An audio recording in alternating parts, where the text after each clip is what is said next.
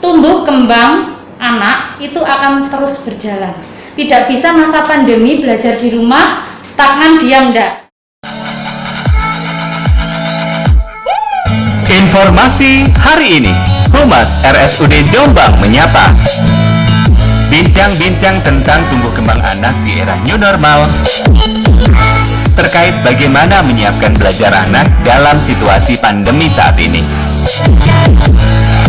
Bersama pagar psikologi RSUD Jombang, Ibu Catur Widayanti, Sarjana Psikologi, Magister Sains, Magister Psikologi, Psikolog. RSUD Jombang melayani dengan sepenuh hati.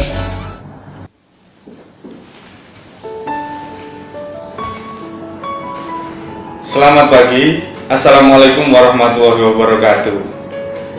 Kembali lagi bertemu dengan saya, Ferry Amrullah, di acara Humas RSUD Jombang menyapa.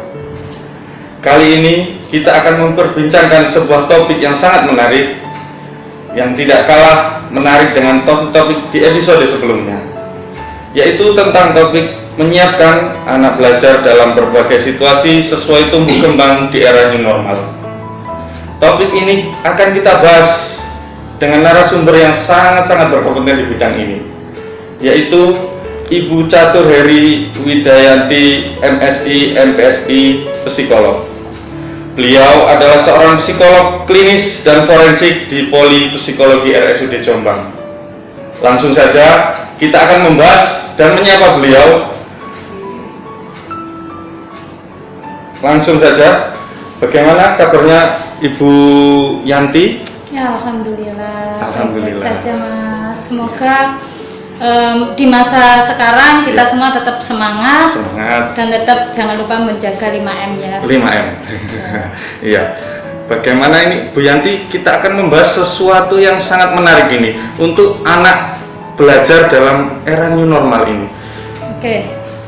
Sebelumnya ini adalah hasil penelitian yang terbaru.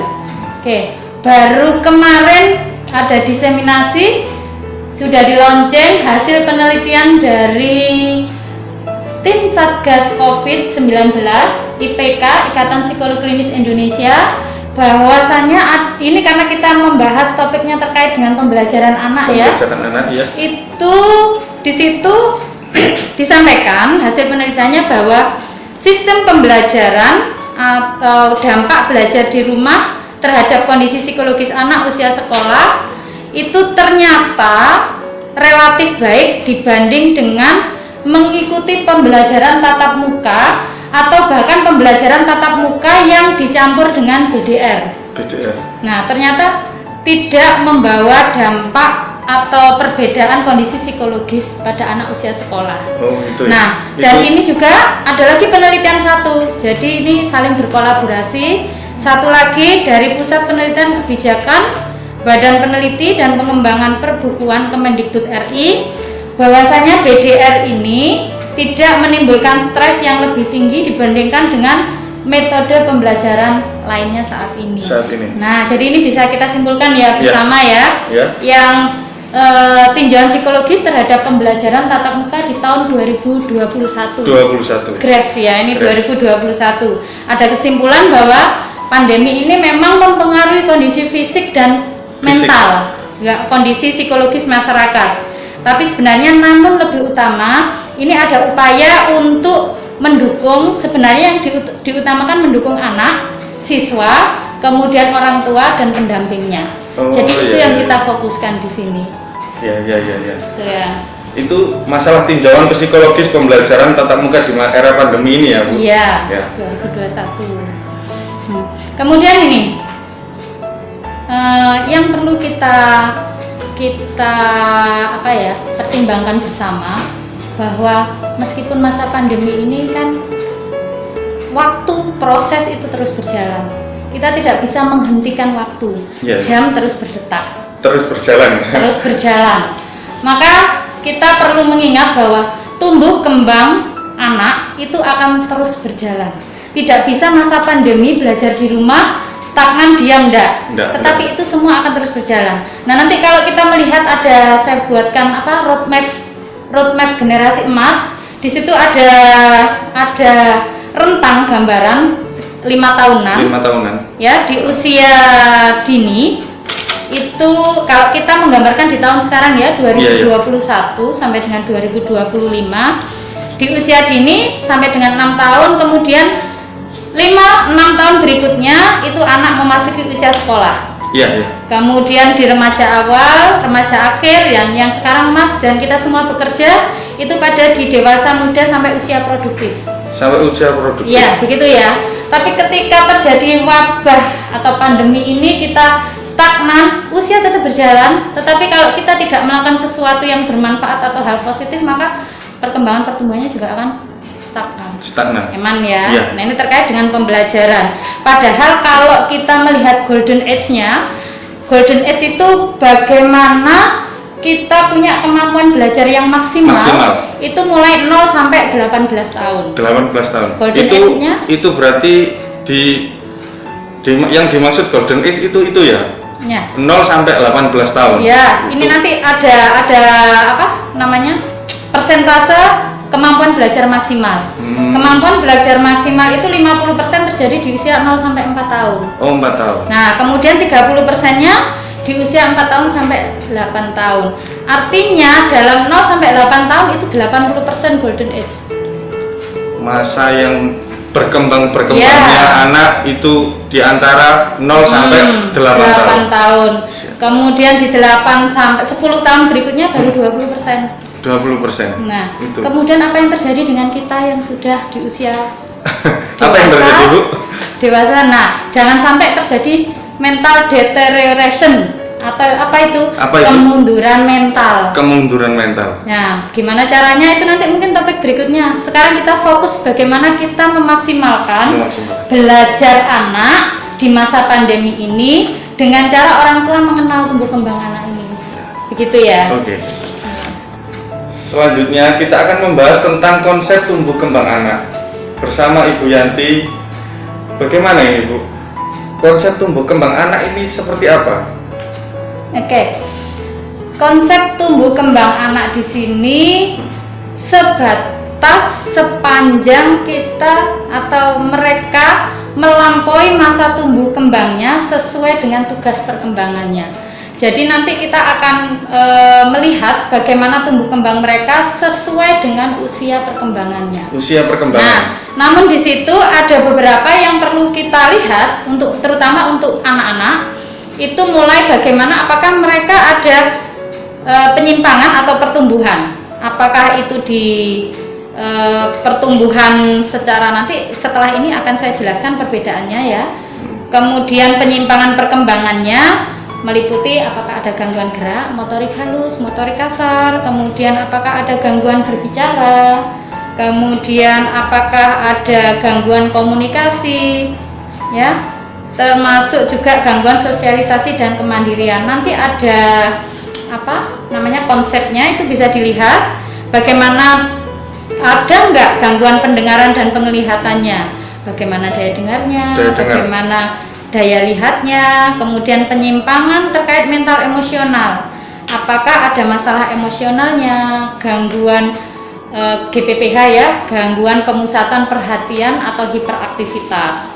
Nah, itu nanti kita lihat ada enggak penyimpangannya di situ. Konsep tumbuh kembang sebenarnya itu kita mengukur apakah perkembangan si anak ini sesuai dengan usianya. Kemudian bagaimana dia melalui tumbuh kembang ini, dan kalau ada penyimpangan atau gangguan itu tadi, apa yang harus kita lakukan? Itu konsep tumbuh kembang sebenarnya di situ. Berarti ada 3 tadi ya konsepnya tumbuh kembang ya? Oh, ada 4 ya. Siap. Gangguan pertumbuhan, gangguan perkembangan, kemudian gangguan pendengaran dan penglihatan, juga penyimpangan mental dan emosional. Iya. Selanjutnya kita akan membahas tentang perbedaan pertumbuhan dan perkembangan anak. Bagaimana itu perbedaan? Apakah ada perbedaan yang signifikan atau gimana? Oke. Yang namanya tumbuh dan berkembang itu 2 hal yang berbeda. Ya. Kalau yang tumbuh, kalau kita ingat tumbuh, ada tanaman tumbuh itu pasti terlihat secara fisik ya, nampak ya. Jadi yang namanya tumbuh itu ada perkembangan ukuran, kemudian jumlah sel dan jaringan intraselulernya. Nah, kemudian ada juga bertambah ukuran fisik, kemudian struktur tubuh dan bagian atau keseluruhannya. Kemudian dapat diukur dengan satuan panjang dan berat gitu. Dan satu lagi yang disebut tumbuh itu secara simultan itu pasti akan mengikuti perkembangan. Itu pertumbuhan, Bu, ya? Ya, pertumbuhan. Nah, perbedaannya dengan perkembangan apa? Yang pertama, ada bertambahnya struktur dan fungsi tubuh yang lebih kompleks. Kemudian bertambah kemampuan gerak kasar, gerak halus, bicara, dan bahasa. Kemudian ada pertambahan kemampuan sosialisasi dan kemandirian. Dan yang terakhir, hasil interaksi kematangan SSP, sistem saraf pusat ya, dengan organ yang dipengaruhinya. Baik, pemirsa Humas RSUD Jombang menyapa. Kali ini kita akan melanjutkan pembahasan tentang topik yang tadi saya sudah sebutkan. Sekarang kita akan membahas bagaimana mengetahui anak-anak sudah siap belajar apa belum ini, Bu. Bagaimana caranya mengetahui anak-anak ini sudah siap dikasih pelajaran, sudah siap belajar atau belum? Untuk mengetahui apakah seorang anak itu siap, dikatakan siap menerima pembelajaran, itu melalui deteksi dini kesiapan belajar.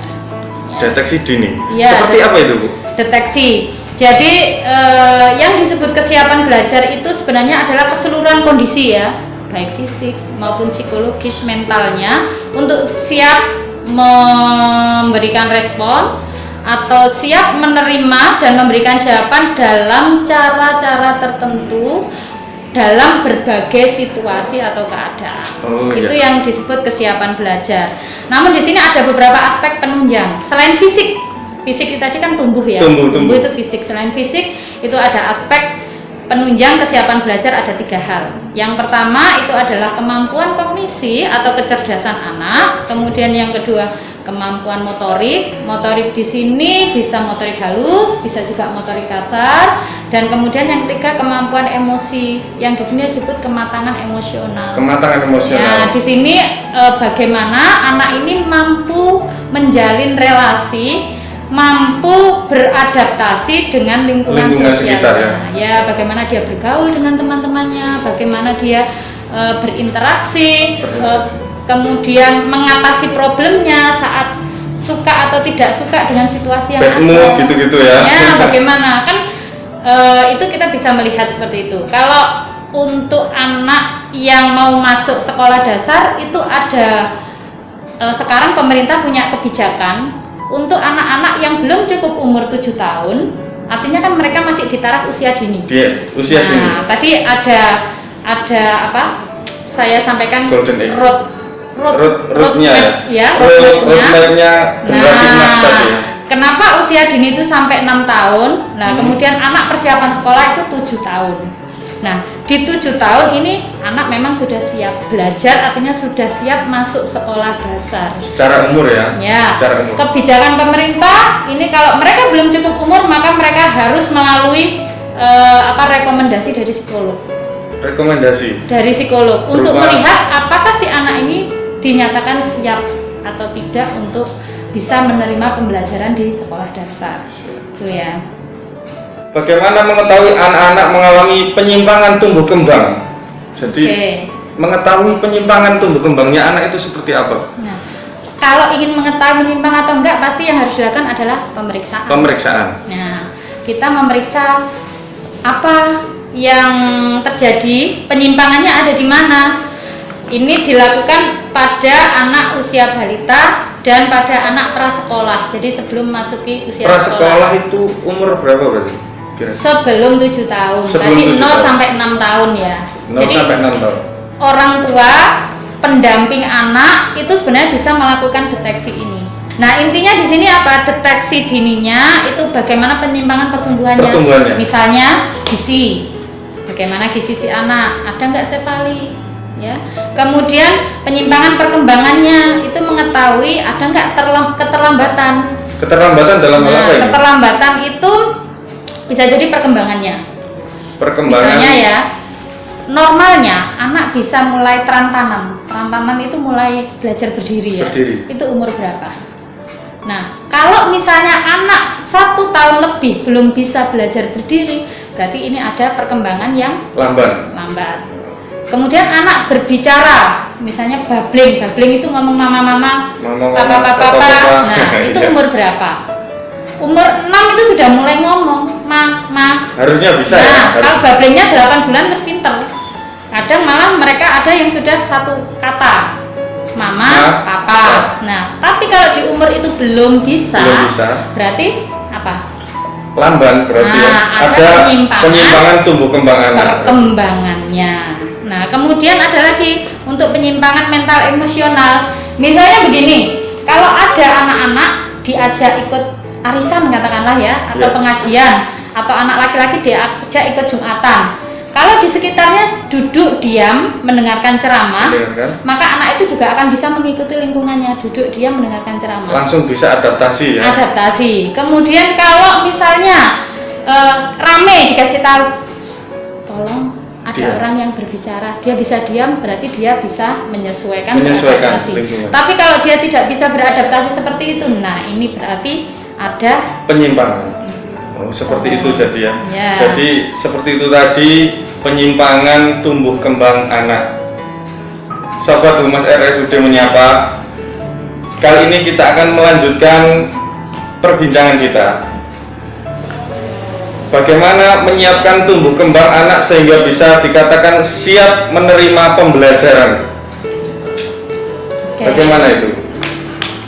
Jadi untuk bisa dikatakan anak ini siap belajar, tentu kita kalau normalnya ya kita biarkan aja mereka akan tumbuh dengan sendirinya, mereka belajar dari lingkungan. Nah tapi kalau kita ingin mengejarnya, golden age-nya bisa maksimal, maka perlu dilakukan stimuli atau stimulasi ya. Stimulasi bagaimana anak ini bisa maksimal kemampuannya sesuai dengan usianya. Stimulasi itu seperti apa? Nah, stimulasi ini juga harus dilakukan secara terus-menerus. Stimulasi anak usia 5 tahun dan 5 tahun sampai 6 tahun. Artinya 60 bulan sampai 72 bulan, ya. Ilustrasinya ada 4 perkembangan. 4 perkembangan atau kemampuan yang bisa distimulasi. Ini ilustrasinya. Yang pertama kemampuan gerak kasarnya. Bagaimana cara kita menstimulasi? Itu bisa dengan yang pertama main bola, kemudian menjaga keseimbangan tubuh. Kalau di PAUD atau taman kanak-kanak itu kan ada balok titian ya. Nah, kemudian ada ban ban mobil itu ya. Nah, mereka melewati melompat. Nah, itu salah satu kemampuan gerak kasar yang motorik bisa kasar ya berarti. Gerak kasar, motorik kasar yang bisa distimulasi. Kemudian mereka lompat jauh. Naik sepeda. Nah, kalau anak umur 5 tahun sampai 6 tahun belum bisa naik sepeda berarti apa? Berarti ada penyimpangan tadi, seperti itu. Artinya ini kita kejar. Kita tidak bisa semata-mata mengatakan ini ada penyimpangan. Oh, nggak bisa langsung seperti itu ya? Bisa jadi karena mereka tidak atau belum dikenalkan. Berarti orang tua ini peran penting ya, Bu? Penting sekali. Orang tua sekelilingnya sangat penting sekali. Pendamping anak juga itu memiliki peran yang sangat dominan. Kemudian kemampuan gerak halus ya. Contoh yang bisa distimulasi itu misalnya apa? Menulis nama, menulis angka. Jadi sebenarnya pelajaran calistung itu sebenarnya belum wajib untuk anak usia dini. Namun ini bisa distimulasi mulai umur 5 sampai 6 tahun. Diperkenalkan ya. Jadi diperkenalkan stimulasi itu memperkenalkan tapi tidak dengan membebani